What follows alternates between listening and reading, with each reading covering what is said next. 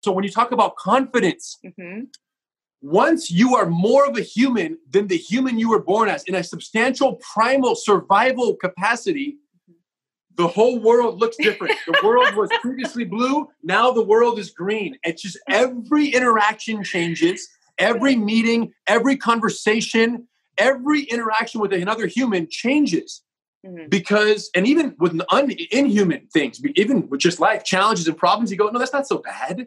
Because if someone catches me in a headlock who's twice my size and I know how to escape, Mm-hmm. Now there's a leak under the kitchen sink and I'm going to be worried and stressed out. It doesn't match. They don't match. It doesn't match. So that's where the confidence that you're talking about doesn't just reflect your interaction with other humans. Mm-hmm. The confidence you're talking about reflects your interactions with your own mind and your own self, because you are no longer the basic human that all of us are born as. Welcome to Black Belt Beauty Radio, a podcast fueled by a passion to support your journey in developing your most beautiful and optimal performance in life. Each episode is driven with the intention to elevate your mind. When we elevate our mind, we elevate our life. So get ready. It's time to rise.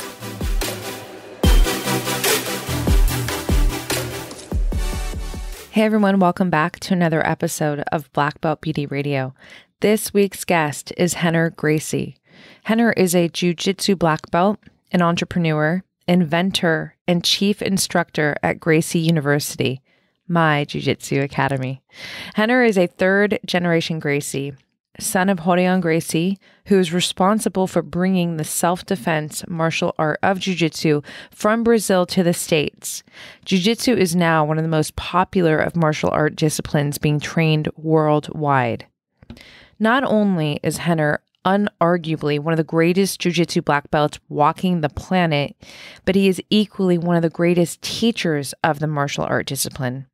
His love and passion for JiuJitsu is absolutely infectious, as is his desire for the masses to learn JiuJitsu.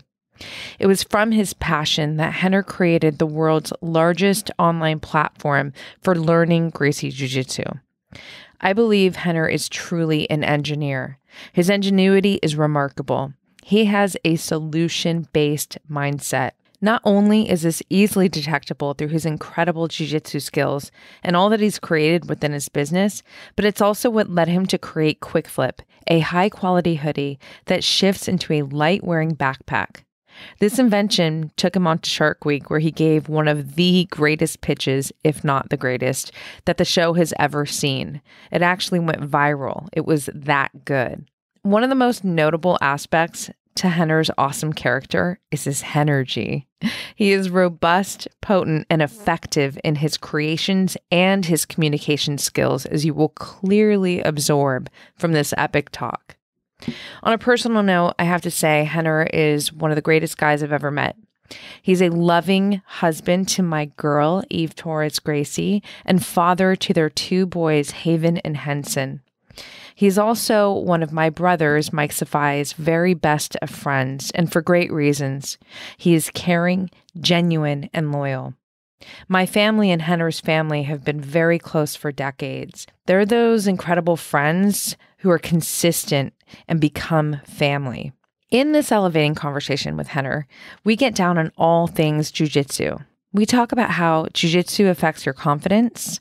We talk about how jiu-jitsu came into my life, when and why Rener created Gracie University online, how Rener and the GU family have pivoted through COVID to maintain business, what solo jiu-jitsu is, and why this is taking jiu-jitsu skills and Rener's problem-solving skills to an entire new level, how and why jiu-jitsu is more than a martial art, but also an approach to life. We also get down on talks on why Rener created Quick Flip, and I promise you that you won't just be learning in that moment, you'll also be laughing with pure enjoyment as you take in his energy.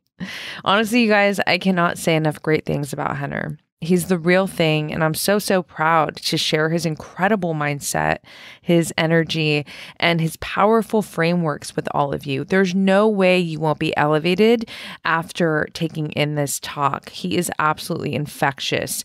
So it's not even a question if you're going to love this episode. The question is, when are you starting jiu-jitsu if you don't already? It's truly one of the best decisions I have ever made in my life because of how it impacts me on and off the mat. Before I hit play, I would love to ask for some support by sharing this episode on your IG stories and tagging both Rener and I on it. Our handles are in the show notes. Additionally, it would be extra amazing support to give us a 5-star rating and review via iTunes so we can keep this podcast growing for you and bring on more epic guests like Rener. All right, you guys, without any more words, please enjoy this inspiring, energetic conversation with my boy, Rener Gracie. Enjoy. Hey, you guys, before we get started in this week's episode, I want to let you know that I created a free 10-minute kick-ass energy morning ritual for you. The reason why I created this, you guys, is because I know firsthand the power of having time carved out just for myself in the morning where I'm able to get into the highest state of mind, to really get into my body, direct my thoughts, my intention, and get me moving in the direction I want to go throughout the day. Oftentimes, people think it has to be this big production in order for it to be effective. And I'm here to say that is not true. You have no idea how powerful it is to just have even 10 minutes just for you at the start of your day. So let me tell you what this 10-minute morning ritual consists of. First, you get a free 5-minute guided meditation. So I created this very bite-sized meditation to just help you get into a calm state where you're really focusing on your breath and elevating your mindset to be moving in the direction that you desire for the day. This is excellent for those of you who really want to start a meditation practice. Next, you get a PDF action step guide to help fill out the remainder of the 10 minutes with some journal prompts, with some movement suggestions, and I even put some intentional nutrition prompts in there for you. You guys, it's simple and it's attainable, and that's the whole magic to it. This is something that you can really integrate into your life, and I promise you, if you are consistent with this ritual, it is going to help to shift your energy day by day to be moving in the direction that you want. You want to be feeling good on the way to kicking ass with your goals and your mission in life. So check it out right now, blackbeltbeauty.com. It's on the homepage. Put in your email and you will get it immediately sent to your inbox. Don't forget to check your junk email because it likes to land there too. All right, you guys, it's time to get into this week's episode. What's up, Rener? How are you? Welcome, everyone, to Black Belt Beauty Podcast. I'm Rener Gracie, your host, and I'm interviewing Roxanne today. Honored to be here. And Roxanne, we're just, first of all, congratulations on all you've done. And just, how hard have you worked to get to this point? I've been working my ass off. I can't believe it's almost been 3 years. December will be 3 years, which means that this episode with you has been 3 years in the making. It's gnarly. So I'm so grateful to be here with you. It's kind of bittersweet because this time has opened up for us to be able to record due to circumstances that are not necessarily ideal. So if you're cool with it, I kind of want to start there because I want to ask you, right now you're supposed to be on your way to Abu Dhabi, right? To Fight Island. Brian Ortega has a huge fight coming up and you are on your way to go corner him. And it's got to sting, right? Because it stings for me as someone who's like family to you. I'm like, damn, but it's so interesting. So something that I love that you have talked about before, EJJ, right? Remember I was talking to you yesterday, like, where do I find it? There's a lot of things I want to actually talk to you about in that space specifically, but what I want to ask you right now is in this current state where you're supposed to be on your way to Abu Dhabi, you're now not able to, where's the triangle in this situation for you? Yeah. So for those watching or listening who aren't aware, depending on when this podcast airs versus, when I'm announcing this reality. So I had COVID a month ago. My wife and I tested positive. We were good. We did our 2 weeks and we were cleared. And then in testing, the preliminary test that the UFC has you do to go to Fight Island, you do one self-administered test here at the office to go to Vegas. And then in Vegas, they do a second test before getting on the plane to Abu Dhabi, where you do your third test and then you quarantine at all these locations. So I tested negative here in Torrance, sent it in. And then when I got to Vegas, I tested positive. So they said, Henry, we can't send you to Fight Island. And I said, well, I've had it a month ago, so it's not contagious. It's just lingering in the system. As we know, COVID can sit around for up to 3 months after you've tested positive, even though you're not contagious after 10 days or so. And they said, it doesn't matter. They said, if it's in your system when you arrive at Fight Island, they're going to reject you. They won't let you in, and they're going to, quarantine you for 14 days over there. So there's kind of a zero tolerance, even if you've had it in the past on the island. Understandably, they're being super cautious for the events, obviously. But it's super bumming, you guys. It couldn't be worst case scenario. From a coaching perspective, we've been training for almost 2 years now, since Brian's last fight for his next fight. And, it's been great to see the growth and all that. And the reality is, it would be nice to go. But the reality is the hard work and the important work is done in the last 2 years.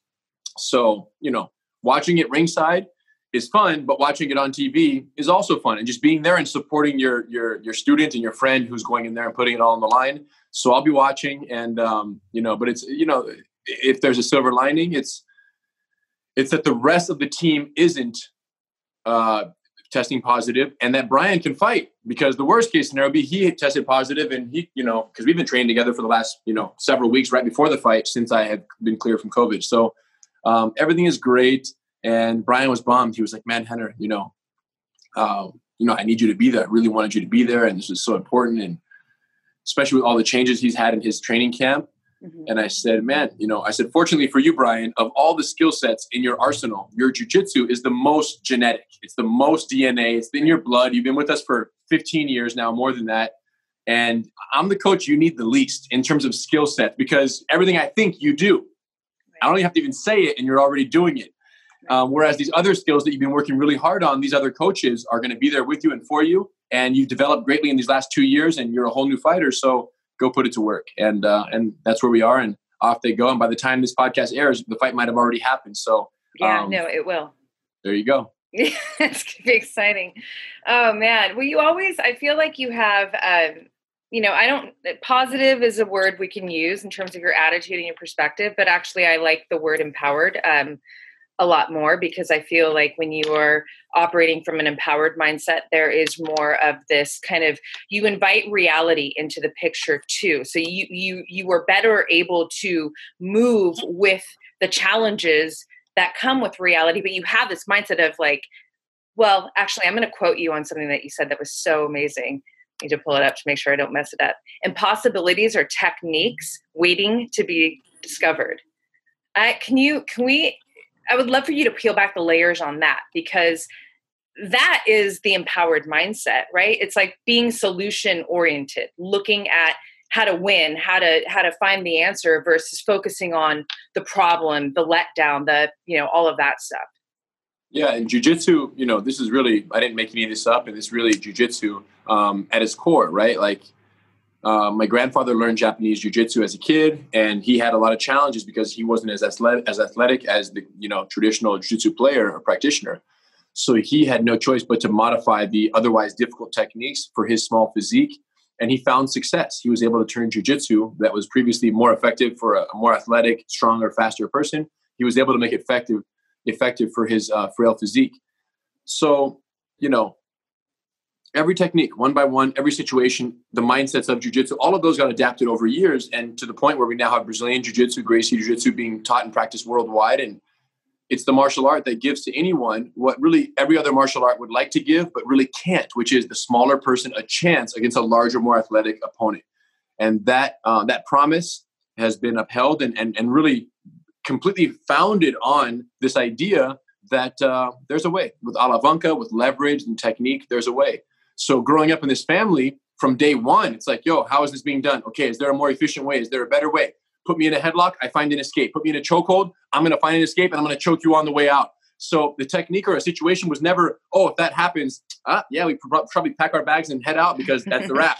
It's never that. It's always, show me my grandfather from day one, show me the situation. And then 5 minutes later, he comes back with a response, and he's 87 years old. So I'm growing up around this idea that, no, bring the problem. I bring the technique. I bring the solution.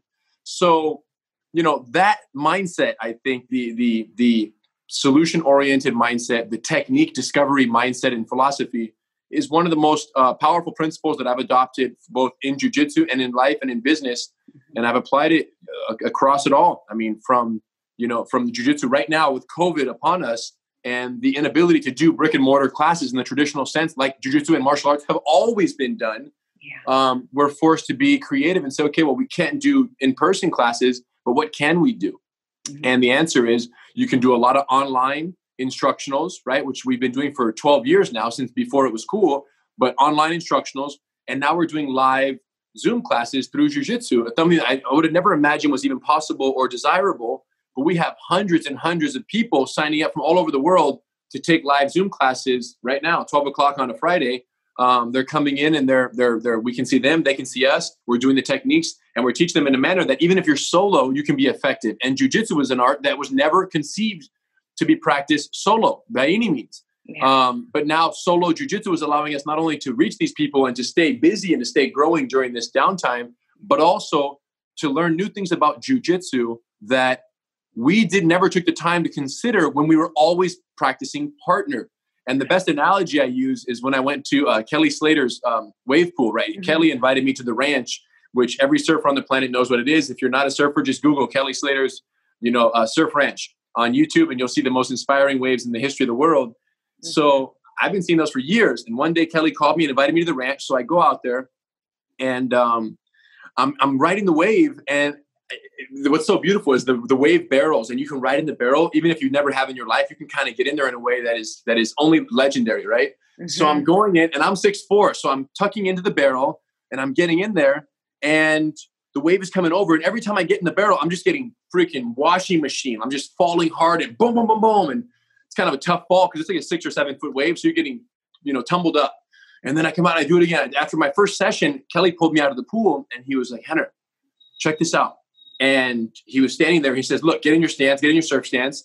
And I was there. And he says, look, okay, now get over, tuck it down and get in the barrel. And I was bending over. And he says, yeah, right here, your hips are too high and your head is too low. And as a result, the barrel is hitting your tailbone because you're too wide this way. You got to be tall. You got to squat down, but you got to be narrower so that the wave can come over at its angle and not hit your hips, which are sticking out.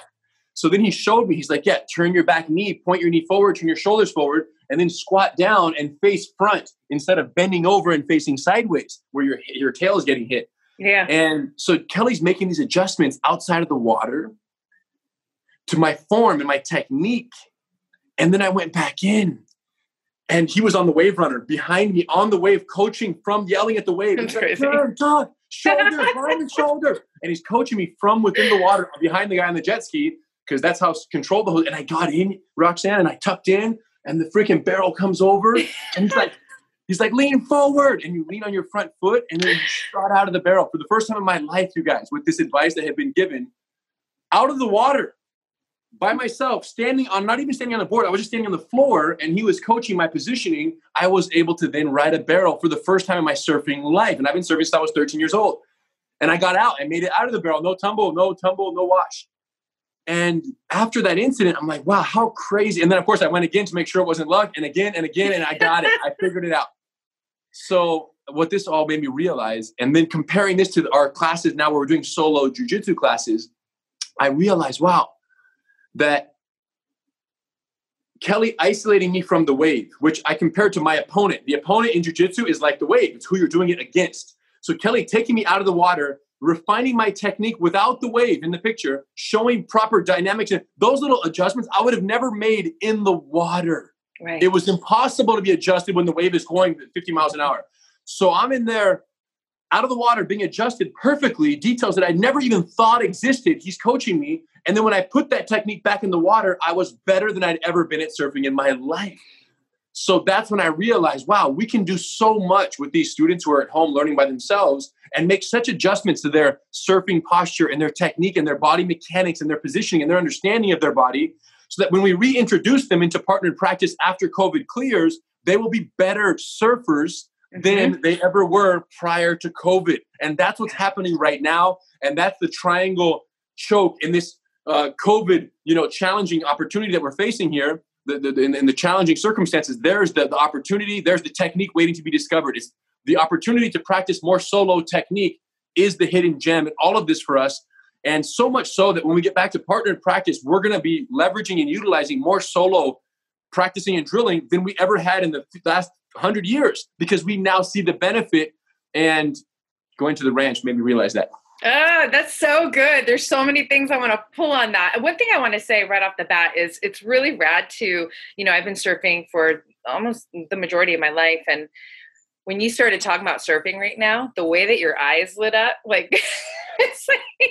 Well, to be honest, disclaimer, that's how it is with everything. When I talk about, anything, it's, you talk about acai. Talk about acai. I'm like, acai. That's true. You got the massive energy, passion, but how I want to connect it though is, first of all, I know that feeling, but I also know that feeling from the very first time that I went and did jujitsu, and I was in the trap and roll, and I'm, on the bottom, and email just went through. I'm on the bottom, and learning the move, do the move, and then all of a sudden I'm like, wait, seriously?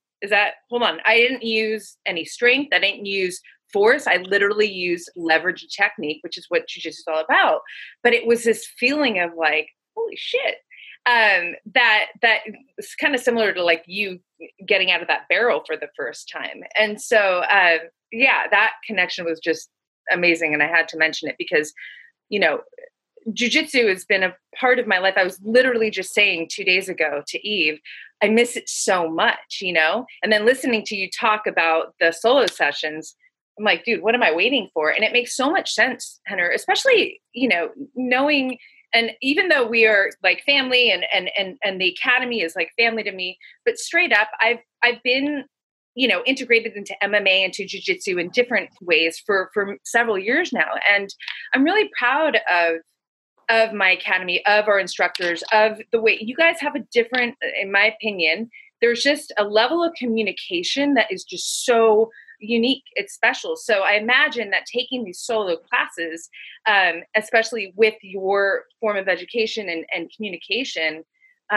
there's no way that, an individual taking that class isn't going to come out more refined and stronger in their technique, in their jiu-jitsu. So that's, I need to get on that. Yeah. When we started, we didn't know, but now there was the kind of the votes are in, and the feedback from people who are doing this, both students of Torrance who are following us online and doing this now solo with us and staying busy like this 6 months plus, and then international students who are signing up who we've never met before, people who've always been kind of fans of what we do, but have never done it. And their schools are closed in Sweden or not Sweden, but in, wherever they live, in Canada, wherever, their schools are locked down, and they're logging on with us doing these solo classes, and they're actual students of ours. We can see them, they can see us.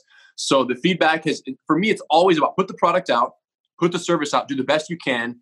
And when the feedback comes, that's your gauge of effectiveness. And like I said, the feedback has been fueling continued growth in this category.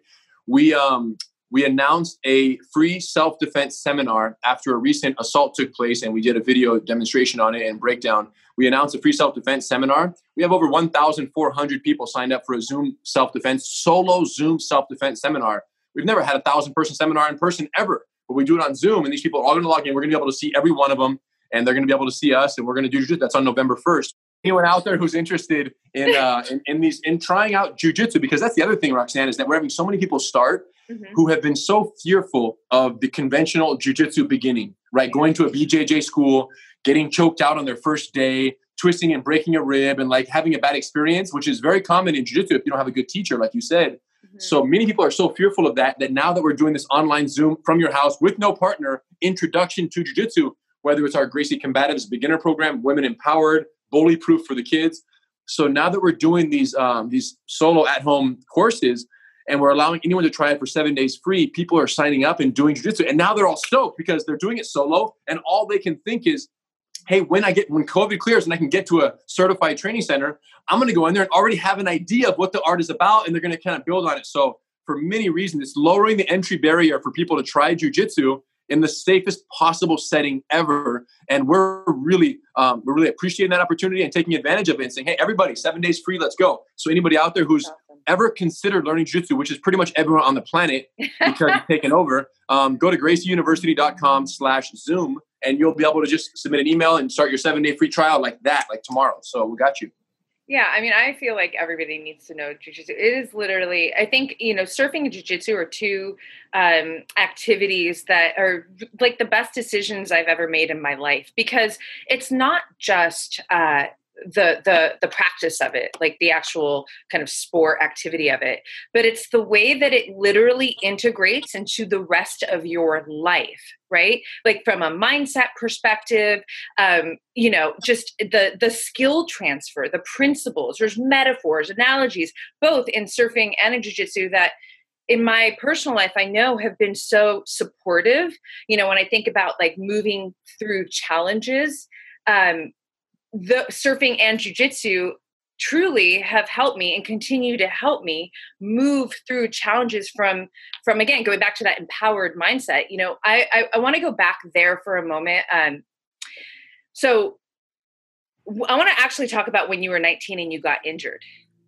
And that's basically when GracieUniversity.com was born, right? So you get injured, you're sidelined, and here you are, Rener Gracie, third generation, right? Gracie family. Like this has been your entire life, right? Yeah, worst case scenario, yeah.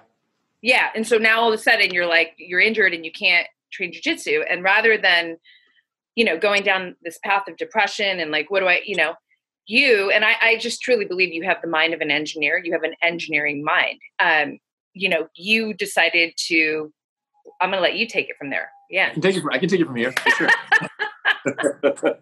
So anyways, I had an accident around, 19 years old, herniated a disc in my back. And at that point I had surgery. They said 10 months layoff, no jiu-jitsu. And like, if you can't do physical activity with your body for 10 months and you're a Gracie family member, like just to understand, that's like living death, you guys, just to be clear, like you don't exist. If you're a Gracie and you can't do jiu-jitsu, at least in my mind, right? This is not perpetuated, but right. I was like, well, what the heck else am I good on this earth for, right? So it was a very tough time. And there was like maybe a week or so where it was really depressing and very upsetting. But then as soon as I had the surgery and I was feeling a little bit better and I got out of it, I'm like, all right, I can't spar the way I would like to and just, go in there and have fun with this. But it's time to start reflecting at 19. It's time to start reflecting on what will happen if I can't physically teach jiu-jitsu for the rest of my life. What if at 40, I can't teach anymore, or 30 or 50 or whatever. And I have all this knowledge that I've accumulated over a life of jiu-jitsu that is within me. And if at some point I'm prevented from being able to give it away and to pass it out and distribute it, what a shame that would be. I'm thinking this is constantly, what's going through my mind. So at that point, we're just at the time, like the YouTube generation was moving pretty heavily online, right? So we're talking 2002, give or take. So we're very much, early YouTube, like this idea of people streaming video and filming themselves and broadcasting themselves and social media in that video sense was becoming more and more common. So then I'm like, wow, what if my brother and I were to create, there were already jiu-jitsu instructional videos already existed. And just making more instructionals for the sake of it wasn't impressive or important to me. So me and Hedon at that point, I said, man, what if we came up with an idea of a curriculum where we film everything we've ever learned in jiu-jitsu from our teachers, we film it, but we catalog it and record it in the order that we would recommend a new student go through from white to black belt. If you were to train every day for 10 years, there is a logical sequence to the order in which you should learn jiu-jitsu versus learning technique 3 and then 12 and then 2 and then 17. Learn techniques 1 and then 2 and then 3 builds on 1 and 2. So the lessons captured, produced, and taught under the presumption that a student was going through this program linearly was completely novel, had never been done in jiu-jitsu.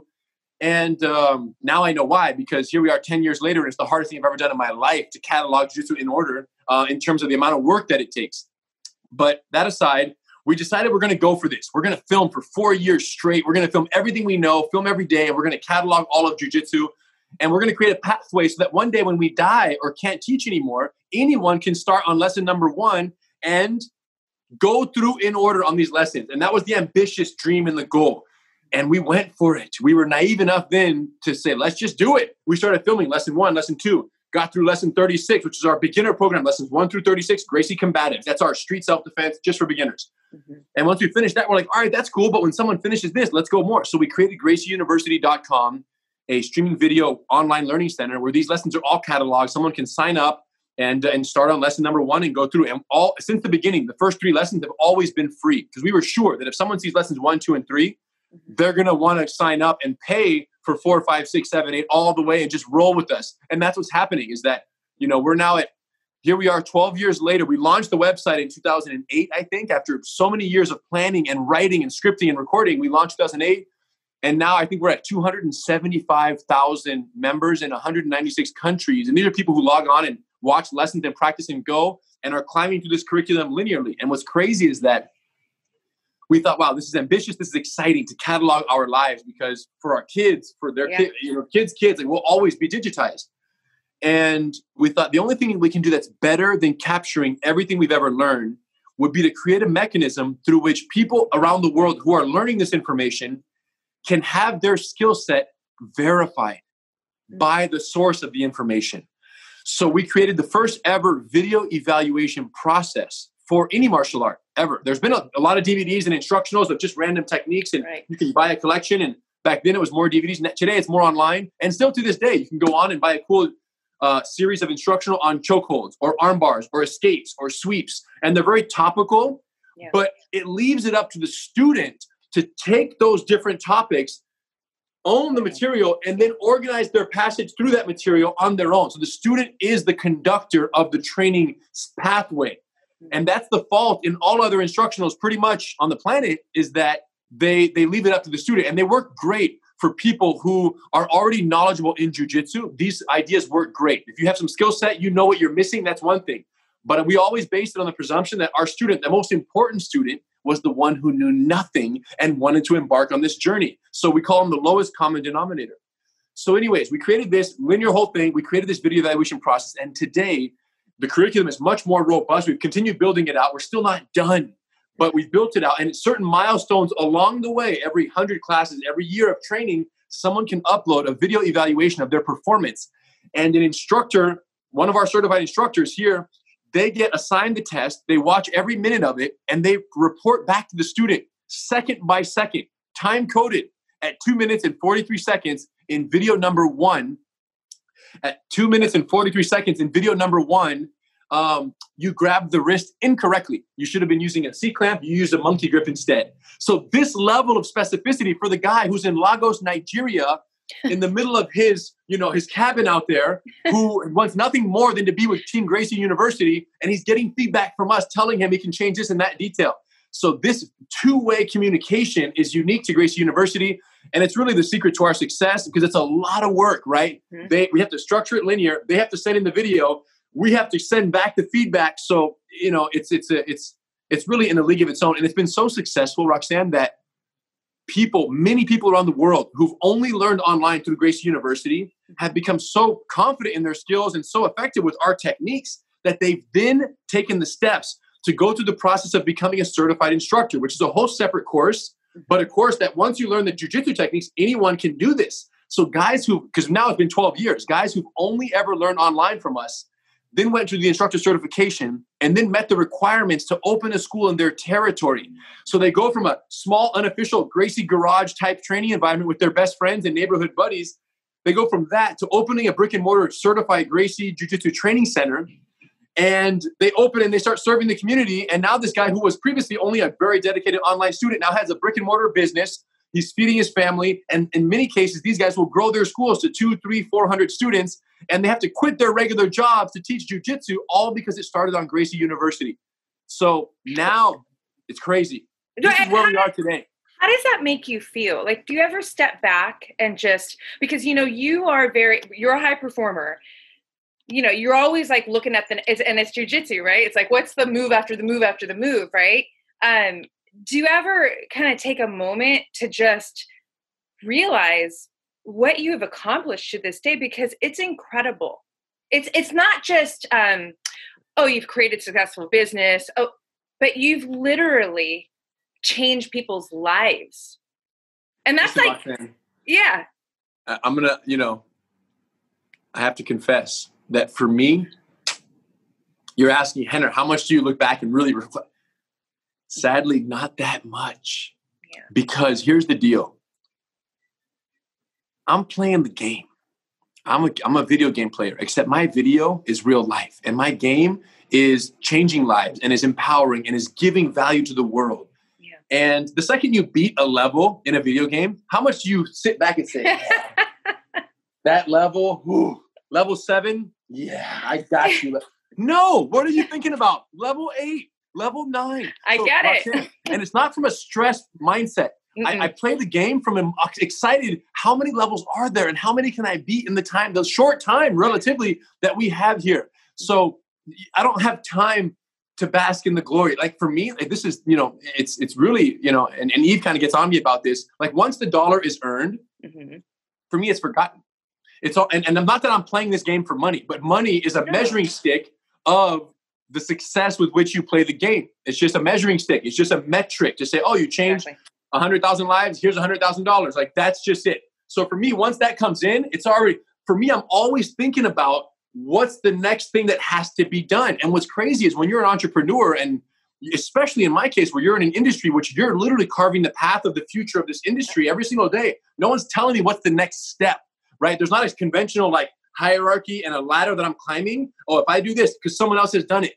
What I did, no one has done. What I plan to do, no one has done. So no one's telling me. So I'm sitting here at my desk before the Zoom call and I'm planning the solution to policing in America. It's already being scripted. That's a separate topic for a separate day. But the point is, that's always what's next for Gracie JiuJitsu in America. And that's it. So now, in terms of the certified training center, so think about that. We created this university. People are learning all over the world. We created the possibility for those people to then go through the instructor development, rigorous instructor development, to then be able to teach our programs with our family name and deliver a quality product that the community would fall in love with and grow their school. And it's a win-win-win. Everybody wins. So then the question is, okay, what's the next level? What we started having is problems of people who would go through all the training in their garage, dedicated. Because remember, through Gracie University, you can find training partners on the database. We have 200,000+ people. You can search in your neighborhood and find 300 people who there's no school, but you guys all can train together and network with each other. And that can happen through Gracie University. So they create what's called Gracie garages, which are unofficial group gatherings in a neighborhood. There's no instructor. They all just have access to the curriculum and they're learning from and with each other and helping each other in this vibe. Yeah. So Gracie garages gave birth to certified training centers because those guys essentially wanted to grow into real businesses. We made that happen. The problem is now so many schools are opening that there will be a guy who's training in his garage, let's say in Sydney, Australia, doing his thing in the suburbs there, growing, getting better. Finally, after a year or two of training and learning the curriculum, he's ready to start taking path towards opening a certified training center. Well, unbeknownst to him, there was another guy in the same training center or in the same community working out of his garage who also has the same ambition. And we only allow one person per territory. So there was being conflict. We had conflicts between people who wanted to open. They inquire, and we go, shoot, he's been in the pipeline and he just applied. Who do we allow in? So we changed the whole model to where now anyone who embarks on this journey with us, we allow them to reserve their territory for up to 12 months while they're learning the material. So once someone falls in love with our program, they can go, hey, Henner, I want to submit a territory reservation application. And through this program, they lock up their radius. We verify that it's available. They aren't an instructor yet. They haven't even got their blue belt in many cases yet. They're very limited knowledge. They're just a beginner in jiu-jitsu, but they are so impacted by the skill set and the life change that you're talking about that they then want to do that for other people. So they say, hey, Henner, count me in. I'm going to commit to this process so much that I want to reserve the territory now in advance for the next 12 months so I can learn the skills necessary and go through the instructor training to then be able to teach jiu-jitsu in my community. So now people are essentially logging on, and every single day all over the world, there are people applying and reserving plots of land to one day open a school, even though they don't have the skill yet or the teaching methodology yet. They're just saying, hey, I'm going to do this. And that's the new model. We've kind of pushed the starting line back to, hey, whenever you want to reserve a territory, you can. This is called the TRP, Territory Reservation Program. And now it's taking a much stronger form. And we've never had so much interest, especially now. People are losing their jobs and finally realizing that the job that they've done for 10 years that they hate, they'd much rather do the thing that they love. Once COVID is over, there's going to be a huge demand for physical interaction that we've been so deprived of, right? So once this is done, like not partially done, but like done, we're going to come back to this new, this new era of human interaction and close contact and physical sports and things that we've been so deprived of. So and health. I mean, it's a form of health too, from a mental health, connection, unity, and then also the physicality of it. Every aspect, and that's not just for jiu-jitsu. That's for all of our favorite physical activities that require close contact. So Yeah. there's going to be a bounce back. It's going to be stronger than ever. So right now we have a surge of inquiries from people that want to learn how to become instructors while this downtime is happening. Use the downtime at home to learn the techniques, learn the things, reserve your territory so you can have confidence that that opportunity will be there on the other side of this. I love that you just said that word, confidence, because I want to go there with you. I want to talk about confidence and jiu-jitsu. And because listen, before I started training jiu-jitsu, I mean, my childhood upbringing, like, there was domestic violence in the house. I mean, I grew up tough, right? I got 3 amazing brothers, best friends, my sister too. But like, we grew up like prepared to like, I can handle my business. And never walking around like that. It's just this kind of inner knowing that like, if I had to, I would defend myself. Yeah. Cool. Then you get to the jiu-jitsu mat and you're completely humbled, right? You realize how much you didn't know and how most likely, I would have probably put, like when you think of women empowered, the way, like if somebody was mounted on me and like trying to choke me, I would have probably done the things that you don't want to do that would put you in a worse situation. So, I'm still a 1 stripe blue belt, got to work on that, but regardless of that, actually, it's just the journey that I've been on in all the years that I've trained jiu-jitsu, what that has done for me, on the level of confidence is really, really remarkable, right? So like to walk around and, I'm a woman and, small woman, walk around and to feel safe. I'm not even a black belt. I mean, I'm far from a black belt, right? But I know that I have, number 1, the mindset. Number 2, I got some weapons in my back pocket. I've got some moves. I have submissions. I know what to do from the jiu-jitsu that I've done. It has certainly affected my confidence. So much to the point where I'm one of the greatest advocates for jiu-jitsu. I'm like, everybody likes, you need to sign up. You need to feel this. So I want you to talk about that connection, because obviously I don't even know how many students, you've come across in your life at this point. And I know that you've seen incredible flips on that confidence level just from that engagement and interaction and practice of jiu-jitsu. Yeah, no, I've seen the most dramatic ones you can imagine. And it's amazing how jiu-jitsu affects a survivor of sexual assault. How jiu-jitsu affects a police officer who was beat up, brutalized on their job, male or female, and has to go back to work. How jiu-jitsu affects a child who's been bullied for years and years and years and surviving the torment, comes in here and they're a complete turnaround, 180 degrees. So I've witnessed every category of the impact of jiu-jitsu's confidence uplifting character trait or characteristics. I've witnessed that, and I've been responsible because I'm the one delivering it. So I know that, I'm just the messenger of the goodness. But it's cool because as the messenger, you see the impact of the delivery every single time. And, is it real? It's as real as it gets. Why is it so profound for everyone? I think because if you strip everything away, right? Strip away everything on earth, all media, social media, all influences of everything, all fakeness of society. If you strip it all away, and we go to like primal animal existence, right? The difference between one gorilla and another gorilla is really stripped down to which gorilla can kill the other gorilla, right? Or which animal can kill the other animal. And I think that a human who knows that they are killable with relative ease by any person who's slightly bigger than them, right? Because before jiu-jitsu, you would fight for yourself. You had the tenacity, but you knew that if a man, even 20 pounds heavier than you, decided he was going to kill you, chances are not in your favor. Right. Do you understand? So on our most primal level, survival level, kill or be killed, as we call it, the smaller person gets killed 99 times out of 100. Yeah. What jiu-jitsu does is it makes you the 1 out of 100 that, you're 20 pounds heavier. Okay, good luck. Let's see how this goes down. Lock the doors. We'll get out when we get out. Let's go. That certainty that there is a hope, it gives a chance, a primal survival chance to the smaller, weaker person. And that's why jiu-jitsu, above everything else, what the first UFC proved, what Hoist proved, what every member of the Gracie family who ever fought a larger, stronger representative of another martial art or of no art, just a street fight of any kind, what that proved is that the smaller animal can survive and prevail against a larger animal of the same species. Now, you can have a small scorpion beat a large frog, but those are different species. You don't have a small scorpion beat a larger, more dangerous scorpion, right? Like that's within the same species and have the same 2 arms, 2 legs, same venom or lack thereof. We all have a mouth we can bite with, and we have hands we can scratch and punch with. So of the same species, the larger, more athletic person wins. And from a technical perspective, this is why you start with someone here much more athletic, and you start with someone here who's smaller, weaker, and slower, and older, and less athletic. The reason why we lose a fight is because in a normal fight, both people go crazy. And when you go crazy, you exhaust energy and resources at a rapid rate. But if both people deplete their resources equally, the smaller person, weaker person runs out first. The bigger person then has the advantage, and they win the fight however they want. Fundamentally, that's why little people lose fights. They have less resources to begin with.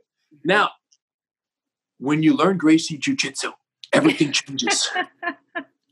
When we learn Gracie JiuJitsu, the bigger person is still bigger to begin with, but we perfect the techniques that force Big Boy to expend energy at an inefficient rate, rapidly inefficient rate. And Big Boy burns, and Big Boy burns. And while he's burning, we preserve our energy with technique, leverage, patience, and all the like. So he's burning, and eventually, well, burning a little bit, but not at the rate he is. So Big Boy runs out of energy first. And once that happens, he's exhausted, depleted, like a walking blob. Once that happens, we can easily win the fight with a joint lock or a chokehold that is based on leverage. So this is the key. The key in a fight is not who attacks the most. What any jiu-jitsu practitioner realizes is the key to the fight is who depletes the slowest. And if you can slow your energy depletion rate, it's the same as life and finances. Who's the richest? Not who makes the most money. It's who spends it the most wisely. You can have a guy making $1 million a year, and the guy who makes 100,000 is much wealthier because the million is throwing it away, and the 100,000 is living the life you always wanted, simple, easy life, budgeting every step of the way. So with energy in a fight is like money in real life, right? Doesn't matter how much you have. If you burn it more rapidly, you're poor and the other person is wealthy. So this is what we want with technique and energy efficiency. We allow Big Boy to burn, and then we defeat him. Now, this cannot happen, Roxy. Mm-hmm. This is the normal equation. We're born with this. It's almost like our primal capabilities is this equation. Mm-hmm. We are violating, right, through human technology of technique and learning and sharing ideas and being humans. We have the choice to essentially undermine and overmine the primal, I guess, allowances that all of us are given. We have the choice to become better than just being a human, a basic human. We have a choice to become more than just a human. A scorpion doesn't have a choice to be more than a scorpion. A frog can't be more than a frog, but a human can be more than the human they were born as. And as a result, you learn the techniques, they deplete, you win the fight with the adrenaline. So when you talk about confidence, once you are more of a human than the human you were born as in a substantial primal survival capacity, the whole world looks different. The world was previously blue. Now the world is green. It's just every interaction changes. Every meeting, every conversation, every interaction with another human changes. Because, and even with inhuman things, even with just life challenges and problems, you go, no, that's not so bad. Because if someone catches me in a headlock who's twice my size and I know how to escape, you know, now there's a leak under the kitchen sink and I'm going to be worried and stressed out. It doesn't match. They don't match. It doesn't match. So that's where the confidence that you're talking about doesn't just reflect your interaction with other humans. The confidence you're talking about reflects your interactions with your own mind and your own self, because you are no longer the basic human that all of us are born as. That's so good. I'm like, I want to clap. I want to share something. I want to validate something I want to validate that moment right now that you just gave everybody, that wild experience, with a real life experience that I had. So I had just finished combatives. I had not started really sparring too much yet, just reflex development. And I'm on a shoot in Hawaii. And it's like a surf lifestyle shoot. And so there's like, a bunch of surfers, couple of models, and we're all at lunch at this big house in Hawaii. And the photographer is hanging out. Everyone's just hanging out. And I'm talking to the girls about jujitsu, like telling them, girls, you need to get into jujitsu. And the photographer, he's about 6'5". He's a big guy. And he's listening to me talk to them. And he decides to be playfully funny. And he goes, oh yeah, come on. And he starts calling me out and like to be like playful fight, right? And I'm like, no, seriously, no. And everyone starts watching. This is like one of those TV shows. It's like, I can't believe I've never told you the story. But anyways, so I'm like, no. And I try and resist it, like, no. And he's like, no, come on. And he's being serious. And I'm like, well, all right, well, here we go. Henner, I have no idea what he's about to do. I'm just standing face to face, at this perfect distance with this 6'5", however much he weighs, bigger guy, right? And it's a movie. It's very cinematic because he literally, and everyone's watching, he literally puts his head, like lowers his head a little bit and starts charging me. Henner, I didn't think. My body did it for me. I literally just dunked his head, dropped him, choked him, and he's like tapping my thigh aggressive. Like it all happened so fast. I didn't think. I just saw him charging me, and his head was right there. And my body knew what to do. Exactly. That's it. Guillotine, bye. And he was so bummed. The producer took a picture of him because he's like sitting down by himself, just like thinking about it later. He was really demoralized in that moment. But because it was a real moment. Like he is being playful, but he charged me for real. And so I was like, oh, all right, I need to defend myself right now. Boom. And the whole house, you can imagine like all the, everyone's freaking out. I walked away, Henner, and I was like, it fucking works. Because I had never been, outside of our academy, that was my most real life experience. Yeah, you don't know. There's no way to know until you know. There's not a lot of ways to know. Exactly. And it was the best feeling. It was, I felt bad for him, but for me, it was this moment of, wow, it's kind of, what it was? It was Daniel and Mr. Miyagi. I'm like on a Karate Kid moment. I'm watching Cobra Kai and I don't even watch TV, but I'm like in it. And when Daniel gets frustrated because he's like, yeah, you're supposed to teach me karate. And he's like, stand on the floor. And he's like doing the whole thing. And all of a sudden he's just like, holy shit, I'm doing karate right now. That's literally what it felt like to me. So it's so cool because again, in that moment, I had this mindset of, well, I don't know what's coming at me. I just know that I'm prepared for it. I just exited out of combatives, like that first white belt stage. Yeah. Right? So it's incredible how effective it is. But I want to make this point, this emphasis, not just in the physical part of it, but in the mindset part of it. Mindset's a huge part of everything with my brand, everything that I talk about.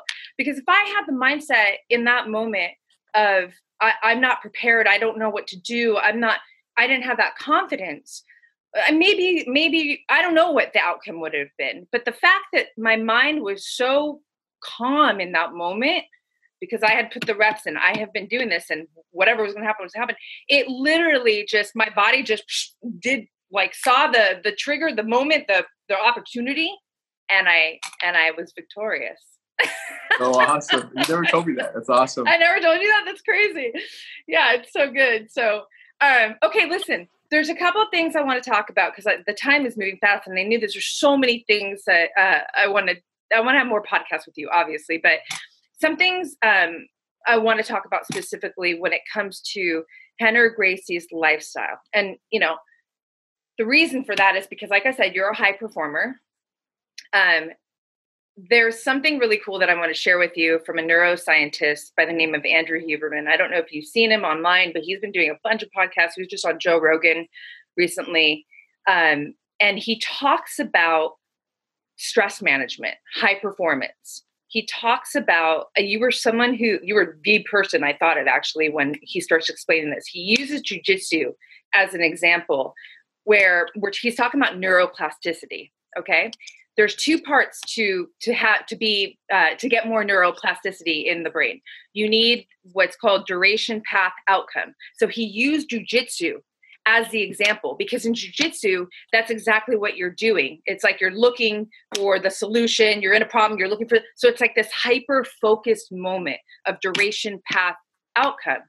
The second part for that neuroplasticity, which is so important, because even if you do the jujitsu, that doesn't mean you're going to get the good benefits of neuroplasticity, is you have that moment, and then you have a deep recovery rest state. When he was explaining this, he goes, high performers know how to toggle back and forth. But you literally came to my mind because I'm like, the nap, the midday nap. And I want to talk about this, your lifestyle, the health, that part, because I think it's important. I know that, people paying attention to this podcast are all interested in how to perform at a higher level in their life, how to be more healthy. So I would love, can you give a breakdown of what your day, because you're juggling a lot, right? But I feel like you have strong recovery practices too. And if you could just kind of, give a little overview of what that looks like, I would love it. It has changed over the years. But at the peak of my active jiu-jitsu teaching kind of career and participation in that, it was the case. I would come in the morning, teach from like 9 a.m. till like 1 p.m., go home, have lunch, everyday nap from like 2 to 4, come back and teach from 5 to 9. So it was a split shift of 8 to 10 hours a day of work, always with a nap in the middle. I felt it was necessary. I loved it. And, unfortunately, when kids were born and a new company was started, Quick Flip, the naps literally just got completely wiped out of the equation. So it's taken a new form. And I've kind of found a new rhythm with the kids and with Quick Flip to be able to manage all of that. But yes, absolutely. It's, the balance is always the challenge. And I feel like right now, because of the multiple companies and the challenges at home and with kids and, having to give time to them and figuring this all out, I'm at a stage right now where I'm very much deliberately trying to find the rhythm for the rest of my life or at least for the foreseeable future. I haven't said that I've mastered it. I think it's always, because here's the thing, on the work side, there is so clear what needs to be done. And it's so exciting what the next step is and what the path forward is, that there's no shortage of time requirement, or there's no shortage of opportunity for excellence and for significant, globally impactful initiatives. They're just waiting right there. So it's not a matter of, when you finish it, you walk away. It's you just walk away, and being disciplined. For me, that's been the hardest, but also most important phase right now in my life is having the discipline to just walk away. And when I walk away from the office, I walk away from the office, right? I used to take my computer home, and then when the kids go to sleep, I'm working at night for another 2 hours from 10 to midnight. But now I'm like, no, if I'm going to crank it the way I'm cranking it during the days, when I leave it, now depending on Zoom and classes and, COVID and everything's going on. But yeah, when I leave, my computer stays here. I go home, I'm with my wife, I'm with my kids, put them down, have dinner, go to bed early, come back here, put the kids ready for school, get them ready for school in the morning, come back to work, and then get back on cranking it. So the discipline of separating the two has been the biggest secret to my success right now, is really being disciplined so that when I'm at work, I'm fully at work. When I'm at home, I'm fully at home. And that's something that wasn't previously the case. There was a lot of it just intertwines and, it's all here and it's all there. But having the discipline now with so much going on has served me very well. And I've reached a place where I'm very happy with it, with the relationship between, personal and professional life. Even though there's a lot of work, it's balanced so that it's sustainable. Because me, that's the key. It's what's the rhythm I can find that is marathon sustainable? And I think I found it. I'm very happy with it. Yeah. And you play with your kids, and that's a form of the relaxation. You surf, that's also a form. So it's not that you even have to be asleep, but you have to step away. I mean, this is from learning from him. It's to step away from that hyper focus, and I'm so glad you brought up Quick Flip. I mean, because that's a whole nother part of your life. And, so it's not even about you being on the mat or training jujitsu or teaching jujitsu. It's about maybe you're hyper focused on Quick Flip because that's a company that has just taken off. I mean, it's incredible what you have created. And I feel like you haven't even scratched the surface, even though, I mean, you had like an Oscar winning nomination on Shark Tank. Didn't that go viral? Yeah, that's a good point. What you said about just stepping away. And it's interesting is that and I think some people might struggle with is the mindset to assume when that step away is necessary, right? Like, the choice to go surf for a day for me is a conscious choice. And when I do that, my mindset is right. My mindset when I'm at work is, oh my gosh, the world is burning. And if I don't work, it's not going to stop burning. I have the answer to the world's fires right now in many ways, right? Especially when it comes to policing and whatever. Mm-hmm.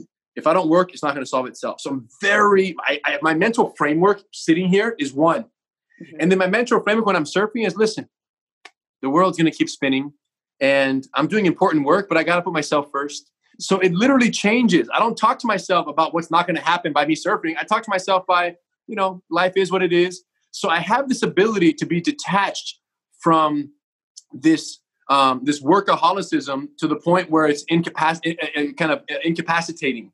And I think that's the challenge. Very high producers sometimes can't do that. Mm-hmm. They simply can't detach from the mission. And I'm just happy that at least now I still have that ability to, go, whatever. Life goes on and here I'm going to go enjoy myself with my family and do this. And it doesn't matter what else is happening right now. This is the important part. And then not realizing, or I guess now I do know that is what recharges me to get back in here and then to do this and to really tackle this head on. So stepping away, detaching and changing the mental framework, fully shifting your mental framework when you are, depending on the mode that you're in is important because if you keep it one all the time, if you keep it as vacation mindset all the time, when you're at work, you're pissed off you're not on vacation. And if you keep it as workaholicism all the time, when you're on vacation, all you're thinking about is what you should be doing. So I feel like, and that's how you know if you have a healthy balance is that you can be away and be okay being away for periods of time and be at work and know that there's nowhere else in the world that you should be than at your computer focusing on the mission that you're on. Now, if you're at work every day and that's not how you feel, then, maybe it's time to just really do some self-assessment on what profession you're in and what you're doing. And maybe it's time to work full-time on your paying the bills and part-time on your passion so you can eventually make the switch to something that you want to do every single day because you'd rather do that than anything else. And even if you won the lottery, you would still do that thing, right? And I'm doing what I would do. Even if I won the lottery, I'm doing exactly what I would be doing with $300 million in the bank, which I'm not quite there yet. 100%. And you know what's so interesting, and I don't know if many people would think about this, but I know this to be true in my own life because my work is what I call heart work. Everything that I get up and I focus on is 100% what I want to be focusing on and what I would be doing if I had 300 million in the bank as well. Right. It's harder for people like us, I believe, to put the brakes on, to step away because the passion, that energy of like the next and the next, it's like, it's so easy to just keep going. Because your heart is in it. So it takes more. It is hard. Yeah, when you love your job, it's easy to vacation from your job when you don't like it. Exactly. They have no issues. Yeah. I think it was your uncle. I'm pretty sure I heard he don't say this years ago. So correct me if I'm wrong, but I think it was Hoist that said resting is training. Did you ever hear that? Yeah. No, it is, and it's a huge part of it. And so powerful. I couldn't agree more. It's so good. Even if you love what you're doing, right? Almost especially because then you can come back and be more dedicated and focused, right? Yes, I agree. Even more so. Okay. There's a couple things that I ask all my guests when we wrap out. I want to ask you, is there anything that we have not addressed yet that maybe even things that you wish people would ask you more on or whatever that looks like, that you want to live in this awesome conversation? I think people deserve to know what all the hype of Quick Flip is about. Okay. Can you elaborate? So for all of Roxy's fans who don't watch Shark Tank, we were on Shark Tank and we won. Basically what happened is on a Tuesday morning, I was at the park and I dropped my hoodie on the floor and I didn't like that very much. And I was going to tie it around my waist. And then I decided that was not acceptable. I wanted to be a cool dad. So I was going to have no other way. I went home and, 30 minutes, I had my first prototype. And then 6 months later, we launched a company. And a year after that, we appeared on Shark Tank. And today it's the best hoodie on the planet. So check this out. So you hold the hoodie upside down, because otherwise, how do you carry a hoodie that you're not wearing, right? You tie it around or you throw it over your shoulder. Check this out. You hold it upside down. Look, the hoodie goes, you invert the hoodie in on itself. You turn it over, you drop it down, and then your hoodie turns into a functioning. It's so backpack. good. So this goes on, boom. And you can even tighten the straps. Look at these little clips right here. Tighten it up. So now you can tighten these little straps and you can wear this backpack, which is functional. And you can actually put things inside the backpack. And now this has been so successful as a company. We're just selling blank quick flips that we have so many customers now that are ordering bulk and putting their logos on it, including Alavanca or other jiu-jitsu brands. We've done Google, Intel, Universal Studios started doing them for the park. So now we have them in Universal Studios. We're working on something with Disneyland. So the point is, quick flip is the new way. Why would you ever get a hoodie? Look at this. So inside the backpack, you can put your wallet, keys, cell phone. You have space for another jacket or water bottle in the larger compartment. And when you're done, you simply reach in with one hand, grab it, pull it, and the entire hoodie is back to normal, and it's gone is your backpack. And it's all we did on the inside, people want to know, where's the backpack? Look inside. So on the outside, you see nothing. On the inside, you have this hidden upside down pouch with this opening, and inside the opening, there's your straps. So you simply reach in the pouch, one pull, gone is your hoodie, and out comes your favorite backpack, and you tuck it inside, and a little shakedown. So anyways, that was so successful that people were like, yo, Rener, that's awesome. But we live in Costa Rica, Brazil, Hawaii. We need a waterproof one. So now we have our waterproof black and camo, different ones, different colors. In goes your waterproof jacket. After the rain stops, what do you do with your rain jacket when it's not raining anymore? You throw it in the trash because it's useless. Now it turns into your waterproof backpack. Look at this. Waterproof rain jacket turns into your waterproof. We call this the dry flip jacket. So rain jacket when you need it, backpack when you don't. Imagine going to Disneyland and throughout the day it rains, no rain, hot, cold, hot, cold. Now you can just wear this. You have a backpack to put your water bottle in, or your kid's jacket. So I go to the park with a backpack and my son's jackets are inside my backpack. So all I have is a backpack and a great sunny time at the park until it gets cold later in the day. And then we pull out their two jackets, take mine out, and I don't have to carry around that empty just in case backpack that men always carry just in case they need a backpack. Your hoodie is your backpack. Your backpack is your hoodie. Quick flip. We got your back. Okay, hold on. I'm going to take a moment here on this amazing. You're incredible. I just want to say this. I am so proud of you. This is incredible. I mean, I know, I've been dialed into this, obviously we're tight, but I just want to take a moment to say, because you're not the person who's going to stop and go, look what I've created. But it's incredible. And you know what's so rad about all of it? All of it offers support in some capacity to the individual, whether it's the jiu-jitsu, it's like you're finding solutions to make life better in some way, several ways, shape or form. So I just want to say I'm seriously proud of you, Rener. And it's so cool because I'm like, what else are you going to create? Like, what else is coming don't from? Even talk about that. I have time to listen with what I plan. Thank you first of all for the support. And you've always been very supportive, and it has been crazy. Quick flip has been crazy. Let me just tell you, because jiu-jitsu, the realistic max population absorption rate is 1% of the human population will ever do jiu-jitsu, just because 99% of people are, whatever. And right now we're not even near that, right? We're at 0.001% of the population. So we have, 1,000% to go and still not hit our mark. Quick flip, every person on the planet has tied their sweatshirt, regretfully, around their waist or neck. And every person on the planet has suffered from the loss of a loved sweatshirt as a result of tying it around their waist too loosely. And when they sat on the bench and got up, the jackets stay and they go. And then you get home and say, where the heck is my jacket? Oh, I took it off. When I go to the park with my son, all I see is dead sweatshirts of kids who just threw them on the floor. Yeah. So the point is, the number of hoodies that have lost their lives because they were not efficiently convertible into something more cool and wearable and functional is just staggering. So with Quick Flip, every person on the planet is a potential customer. Now, the impact in their life is not the same as jiu-jitsu. I'm not making you a better primal human surviving capability machine. I'm not doing that with the hoodie, but life is, in other words, instead of making 1% of the population's life 99% better. I'm making 99% of the population's life 1% better with a hoodie that turns into a backpack. So yes, it's all about solving problems and techniques waiting to be discovered. When I dropped my hoodie and I looked at that and I was like, no way. This is what I thought. I was like this, no way. There isn't a better way to carry a sweatshirt in America. That's what I thought. America deserves better. So when I went home with my hoodie and frustrated, like this is unacceptable, went home, shoestrings, paper clips, duct tape, and scissors, and my hoodie that I was wearing at the park, chopped everything up, came out of the office 30 minutes later with a prototype of a hoodie that turns into a backpack.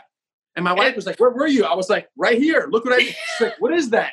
I'm like, it turns into a backpack. She's like, oh. And then she went on with her day, like no encouragement. And then fast forward 15 prototypes, 6 months later, finally, the whole team was behind it. And they were like, Henry, you're onto something here. And then patents and Shark Tank and, everything blew up. But yeah, the most recent one has been, the private labeling. These other companies now that are saying, hey, Henry, we love Quick Flip. We want to either license it or we want to bring in this hoodie. We want to put our logo, Equinox, all kinds of gyms, Intel, Alienware, like stuff like this, like huge corporations are using Warner Brothers. Warner Brothers ordered 3,500 for all their corporate executives nationwide as a year-end gift last year, embroidered Warner Brothers there and Warner Brothers in the backpack.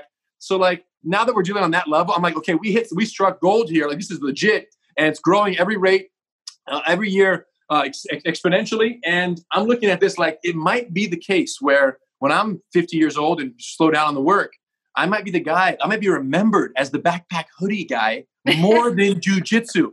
And part of me hates that. But part of me is like, it doesn't matter. As long as I know who I am, it's all good. No, but it's just crazy. Yeah, I doubt that will overshadow your jiu-jitsu legacy. Listen, don't bet on it. Do not bet on it. I'm telling you, it's very likely that the quick flip becomes the thing. Because you're right. I won't stop until every hoodie turns into a backpack, like in the world. And to be the guy who started that, because I got frustrated on a Tuesday, December 27, 2016. What do you expect? Like that's when it happened. So we got to make some black belt beauty ones. For sure, duh. Easy work. They're in the back right now. Whatever you want, we got you. We got your back. Yeah, you do. Okay, I love that. I'm so glad that. Well, because also this is it's a great time that when I put out this episode, people are already going to be thinking about gifts. No. There's no more conventional gifts, you guys. Those days are over. Listen, because what you don't want to be is the gift that someone takes and goes, yeah, cool. They use it twice and they put it down and they never use it again. The only thing that matters in gift giving is not the price of the gift. The only thing that matters is the frequency of the use, right? If someone gives you something, it could be, as long as it's something you desperately need and have always wished existed, but never knew where to find or didn't even know it existed, as long as it's that gift, you are the best gift giver in their life. Every single person, including me, has suffered from the inefficient, unworn hoodie dilemma. What the heck do you do with it? So whether it's a windbreaker that turns into a backpack, a rain jacket, a hoodie, a pullover hoodie, we got everything you need. And, $40, $50, it's not expensive, but it will be the gift that they literally use till the wheels fall off. And because the quality's so good, that won't happen. They're going to have it for the rest of their lives. So you guys, everyone wants to be two people. You want to be two types of people, Roxanne. There's two types of people we all aim to be. We want to be the person who introduces someone to jiu-jitsu. Like we want to be like Joe Rogan's out there on his podcast killing it because every podcast is a jiu-jitsu podcast. Mm-hmm. And he's introducing so many people that he's changing lives, saving lives. I try the same thing with videos and this and that. We're trying to get people on the bandwagon because we're saving lives. So you want to be someone who introduces someone to jiu-jitsu, or equally, you want to be someone who gives someone their first quick flip. Because their life will never be the same when the level of efficiency enters their life. So in terms of the holiday gift-giving season, it's not a matter of what to get them. It's a matter of, do you get there soon enough to where there's still some in stock? Because if not, I can't say I didn't try. Roxanne tried. We're trying to help them, Roxy, but we can only do so much, right? We cannot push the purchase button for them. We can lead them to the water, but we can't make them drink. So anyways, quick flip is the only gift you need. I'm telling you. And you know how you want the one gift? Because that makes life easier. That you have 17 people on your gift list and you go, man, I just want to be kind of efficient with all of this. It's the one, you guys. It's just the one. And if you're going to buy 17, call me up. I'll give you guys a fat discount. Henner, you're incredible, yo. Another form of, I'm sure so many people watching and listening are giggling and cracking up like I am, which, by the way, that also supports your neuroplasticity, right? So like finding these moments where you can literally just like take a break from concentrating and, having laughter. Yeah, it's amazing. You're rad. Okay. I have a magic wand question. The magic wand, if you had this magic wand, and I believe that you do, and you could give the masses with this magic wand one positive, see, that's why I'm like, let's do something outside of jiu-jitsu, anything, because we already know everybody needs jiu-jitsu. But what would that positive habit be that would have the largest ripple effect on their life? Jiu-jitsu is a given.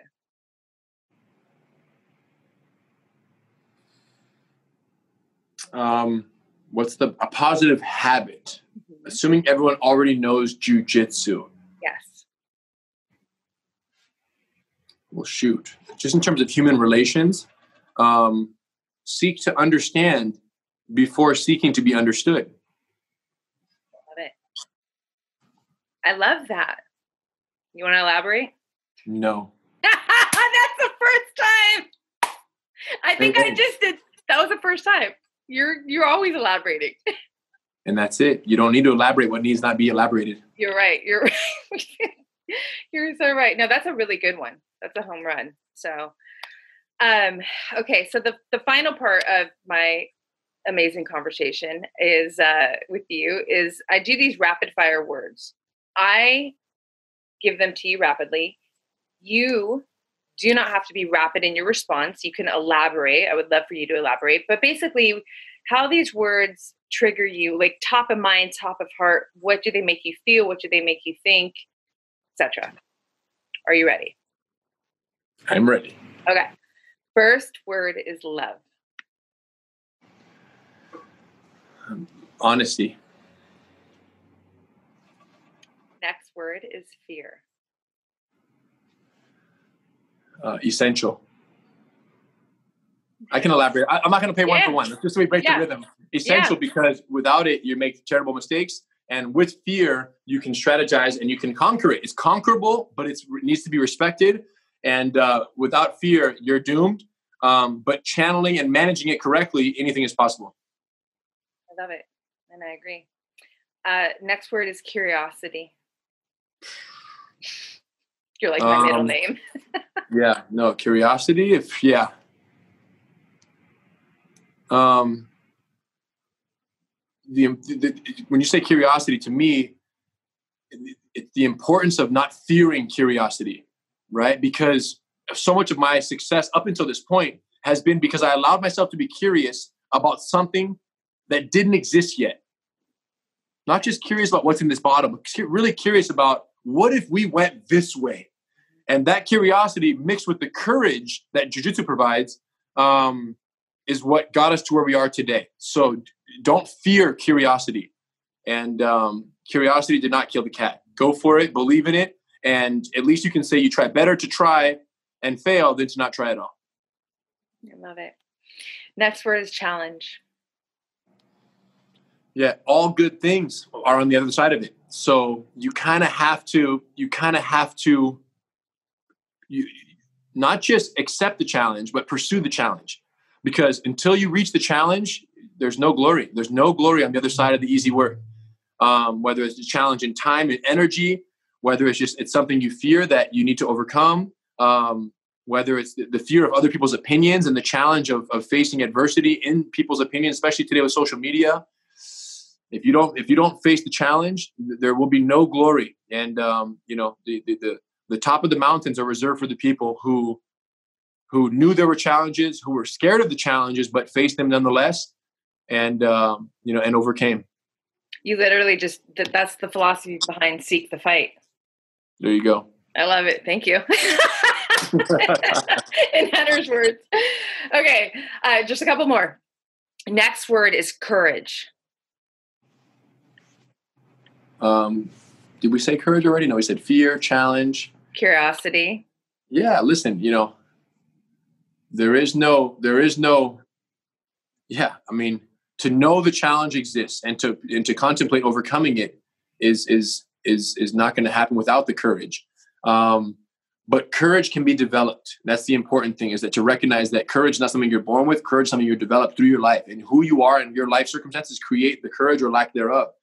And engaging in something like jiu-jitsu, where you're constantly overcoming challenges, you're constantly building confidence, you're constantly learning how to solve otherwise impossible, kinesthetic dilemmas. You can train that. And if you feel absent of courage, know that you don't have to live the rest of your life like that. So for those with it, carry on. For those without it, go find it. So good. 2 more. Resilience. Well, with the courage, you're going to face the challenge. And when you face the challenge, I think that there's a certain expectation of what it will take to overcome the challenge.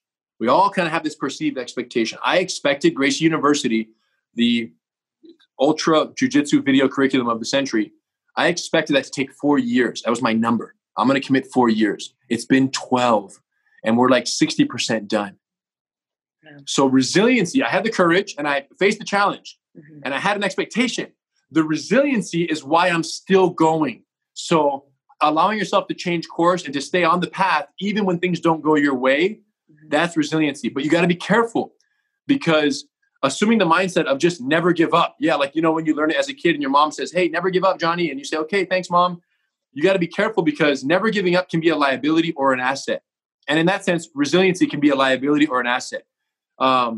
If you're resilient in the very basic sense of just keep doing the same thing, expecting a different result, that's not what you want to be, right? You want to be resilient in the sense that things don't go as planned. The challenge, blocks you in a certain manner or capacity.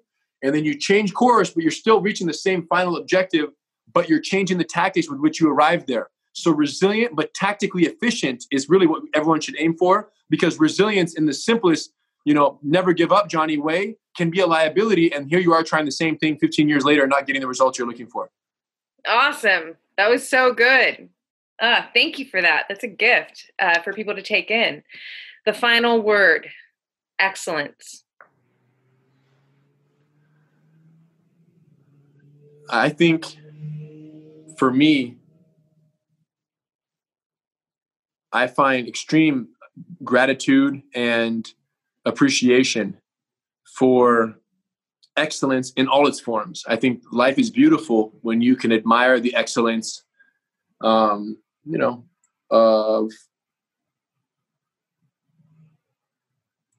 I have the belief that everyone is a master at something.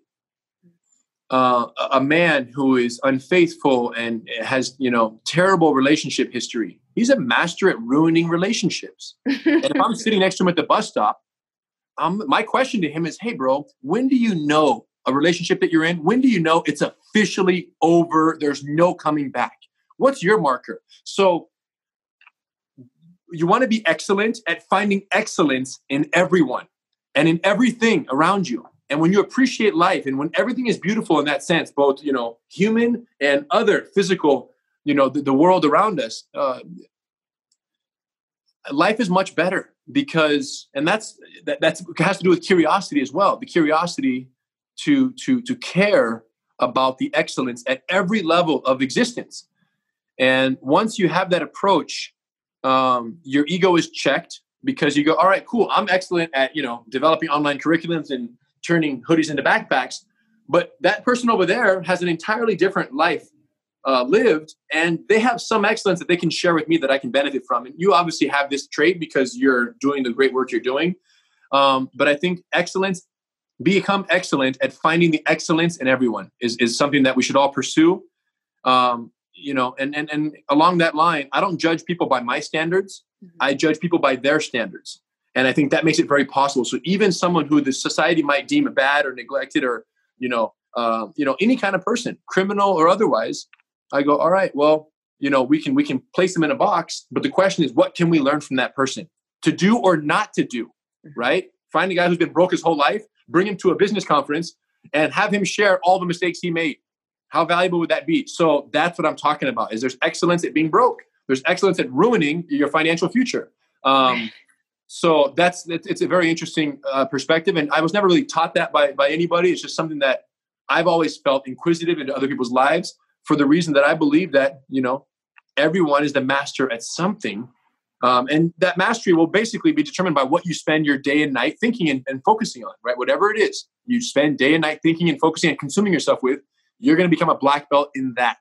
And, we do want to be careful about the black belts we choose to pursue, because some are more rewarding. Some bear more fruit than others. But once you recognize that everyone's a black belt in something, the question is, what can you learn from the world around you by asking the right questions? So good. Henner, you're the man. Wow. We did it. Where does everybody go to find you, to stay connected to you? Everything will be in the show notes, but please direct. Rener Gracie on Instagram, Twitter, and Facebook. And then we have GracieUniversity.com for people who are even remotely interested in, the confidence, the development that we're talking about that really brought this whole podcast together, and is why me and Roxy even know each other through and around jiu-jitsu, at least from the very beginning. GracieUniversity.com. And if you're by yourself, /Zoom at the website there, and you're going to see how we're doing this at home solo. And we would love to have anyone out there who's ever contemplated learning jiu-jitsu join the family, try it out. It's free. And then and decide if this is something you want to commit your life to, and your free time at least. And if all goes according to plan, eventually, if it impacts you the way it impacted me and Roxy and everyone we know, and you hate your day job that you work 9 to 5 in a job that you can't wait to get away from, then you and I will have a private discussion later about the possibility of opening a certified training center and becoming someone who teaches jiu-jitsu for a living. And all you do is give confidence into people and teach them that they're much more than their primal human state that they were born as. They have much more. They're capable of much more. And they deserve to pursue and to become much more. And you're going to help make that possible. So it's a very rewarding profession. And here we are. So I can't wait to meet and talk to you guys and learn more about your aspirations and love for jiu-jitsu once you try your first class. Hey, I got to throw in this really quick before we wrap out. It's a fun fact. Never told you this. It has been like 10 years since I started jiu-jitsu. 10? Yeah, 10, 9. Anyways, and obviously my brother Mike, he's now a black belt, and Darius had been training. And so they, jiu-jitsu had already been around me. But I literally have a visual memory of this moment where I just decided, I was like, you know what? I'm going to start training jiu-jitsu. Like, I'm just going to start going. Wow. Henner, no, that's not the magic here. The magic is this, Henner. I was walking down the street that same day, and you drove by. This is on my family. No way. Henner, listen. And I was like, I'm going to start jiu-jitsu. You're like, we've been waiting for you. I will never forget that moment. So how I'm going to end this incredible conversation is this. All of you who have been thinking about training and learning jiu-jitsu, here's your sign. Like Henner was my sign. Go. We've been waiting for you. Whoever you are watching right now, we've been waiting for you. And if you're not quite ready for jiu-jitsu, but you do want the highest level of efficient infusion in your life, get yourself a quick flip, you guys. Yeah. QuickFlipApparel.com. And everyone on your shopping list, they're going to love you more than they possibly could have because of this physical object that you bought them with money. And it's not about the money. It's not about the physicality. It's about the life efficiency and the freedom of quick flip. No matter where life takes you, we got your back. I love it. All right, you guys. I'll see you later. I'm wrapping out. Thanks so much for tuning into this episode, you guys. If you loved it, please share it on your social. Throw it up on your Instagram stories and tag me. I'm at Black Belt Beauty. I am also at Roxy Look, RoxyLook. I love connecting with you guys. This is a conversation that I want to just continue growing with you guys. So if you feel inspired to hit me up, do so in that space. I always enjoy hearing from you. If you'd like to support this podcast, you can do so by rating it and reviewing it via iTunes. It's such supportive help, you guys. It really helps the visibility of this podcast. So I appreciate and thank you in advance for doing that. And last but not least, if you are interested in starting your own podcast, or perhaps you already have one and you need help with, editing your audio and the production of it, I cannot recommend my producers enough. Resonate recordings, you guys, they are the bomb. I rely on them. They are an absolute supportive tool to me and my podcast. So check them out and let them know that Black Belt Beauty sent you. And on that note, you guys, I'm signing off with all my love and always looking forward to catching you on the next.